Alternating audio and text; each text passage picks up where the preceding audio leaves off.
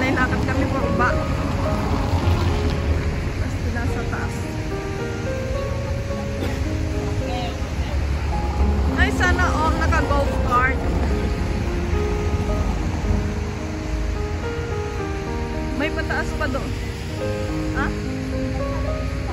Ah, kaya pala maraming Spanish doon. Embahada de España daw ito. Ito yung building may mga ano. Huwag na tayong tumawid kasi yung hagdan nandito sa side na to.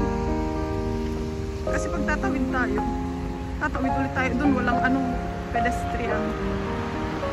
Kalablabo sa 150 sayang. Nagpati lang siya.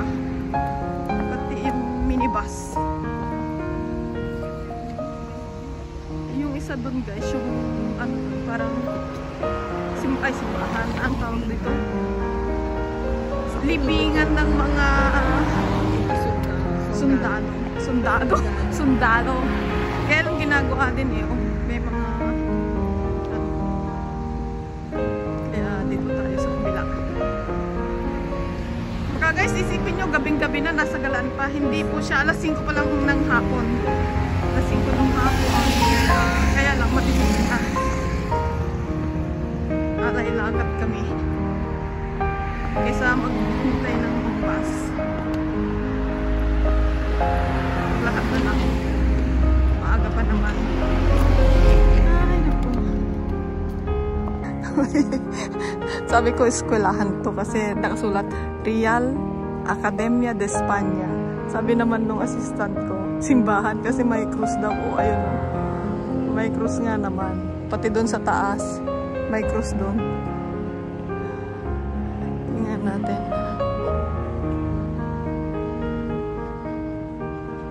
Ayan yung krus na sinasabi niya, oh.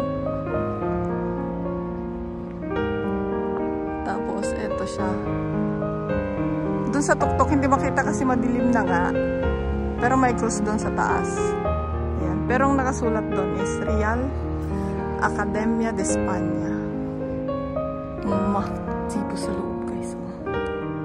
Parang si St. Peter yung nasa loob, eh. Ayun, oh. Ayun, doon. Nandun si St. Peter, may hawak ng susi. Ayun, oh. Sampuan. O, dalawa sila sa loob. Saan sila pumasok? Teka, pasok tayo. So, guys, binigyan kami ng chance na pumasok. So, ito yung binibidyo ko kanina. Para siyang temple. Temple pala talaga siya. Pasukin natin. Andun yung sinasabi ko, tributo ni St. Peter na may hawak na susi. Aray ko, kabayo.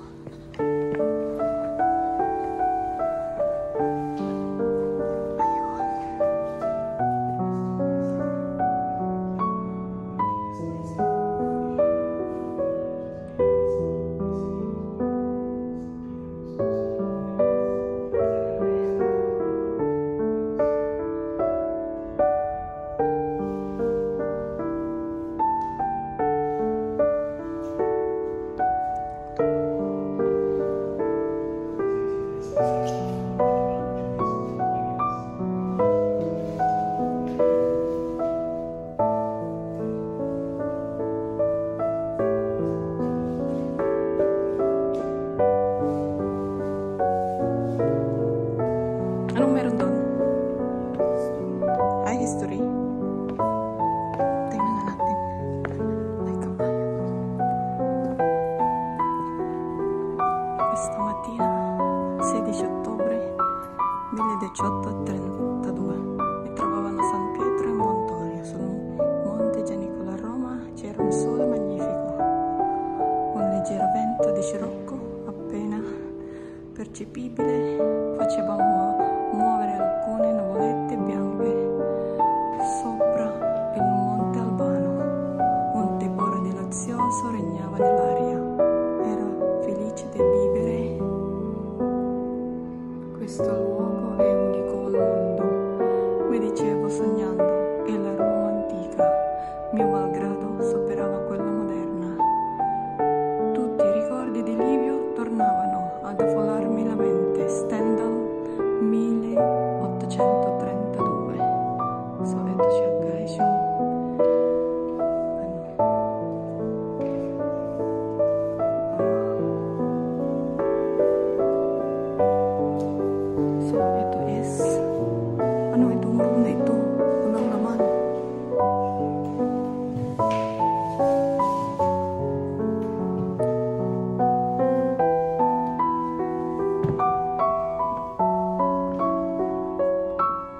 terrace doon. Hindi pwedeng pumasok doon.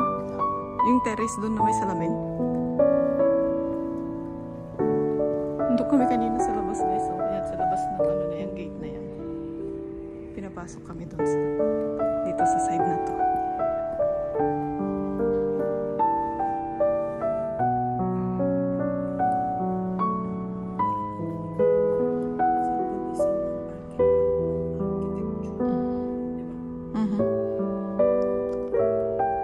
Parang yung tuktok lang ng St. Peter to eh, yung pinaka kaano sa tuktok na.